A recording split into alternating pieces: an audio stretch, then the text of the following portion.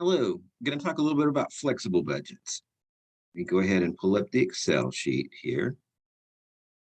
Now, what a flexible budget is we've looked at budgets. We've talked about budgets, and a budget is kind of a plan. It kind of starts with the master budget, starts with sales and production, and works its way down to the budgeted financial statements. That's basically known as a static budget. So a static budget would be a budget that's prepared in advance of a period, and it's basically just a company's estimate of what they want to do in the future. So you kind of see a static budget right here.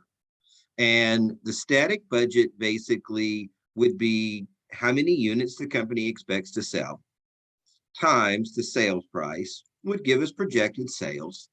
And then based on the number of units that be sold, we'd have a rate for direct labor. So 15,000 times 6 gives us 90,000 of direct labor cost.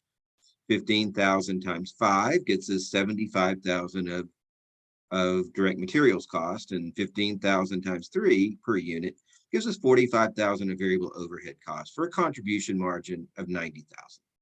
Now we'd back out our fixed cost and we'd come up with operating income of 40. So the static budget is prepared in advance of the following year, and it's basically what the company expects to do based on the budget. Now, one thing that a company's always going to do is they're always going to compare actual versus the budget. And so let's say that we had actual sales of 16,000. So from a sales perspective, we sold 315,000 where we projected to sell 300,000. So that is a $15,000 favorable variance. Now, when it comes to revenues, the higher the better. So if you did more than what you expected under the budget, that would be a favorable budget variance, kind of like you see here. We actually sold 315, but we anticipated selling 300. So that's a $15,000 favorable variance. Now, for some of our expenses here, think about it this way, though. With expenses, it's just the opposite. With expenses, the lower the better. So if you do less than expected, it's favorable. If you do more than expected, it's unfavorable. So as you see here, that the static budget anticipated 90,000 of direct labor, but the company actually incurred 98. The static budget thought that direct materials would be 75, they were 79. Both of these, you notice, were unfavorable variances because we did more or spent more than was expected. Same thing here for variable overhead. And if you go down to the bottom line, the static budget expected us to have operating income of 40. We only had 36, so that was also unfavorable. Now, one thing to note here, if one thing about budgets is sales is the biggest driver of cost. So one thing to think when you're comparing your static budget with your actual numbers is if your actual sales are greater than the budget, chances are your revenue should be favorable, but a lot of your expenses and costs are going to be unfavorable because if you sell more, you're going to cost, you're going to have more materials, you're going to have more labor, shipping, you're going to have more cost in a lot of different areas because sales is the biggest driver of cost across an organization.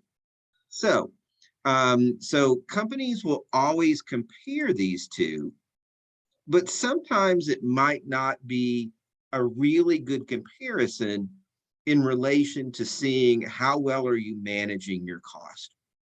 Because like I said, if you sell more than what you anticipate, your sales are going to be higher, but a lot of your expenses are going to be higher as well due to that fact. So what a lot of companies do is they will prepare a flexible budget. And what the flexible budget does is it takes the actual amount of sales and it reworks the initial static budget based on what was used to create the initial static budget with the actual sales amount. So for example, here for our flexible budget, we'd take 16,000 times the amount we use for our static budget, and we'd come up with 320,000. And we'd take the 16,000 times 6 for direct labor, to get 96,000, and 16,000 times 5 for direct materials to get 80, and 16,000 times 3 to get 48. Now, of course, our fixed amount stays the same. Remember that fixed costs aren't changed necessarily by changes in activity. They don't, go up as activity goes up. They go down as activity goes down. So then once you've prepared the flexible budget, you compare that with actual, because now actual sales and the sales on the flexible budget are the same. So this should give you a better comparison as to how the company was able to control costs during the period, and look at the results. You see, the flexible budget showed they should have had sales of 320,000, but they only had 315.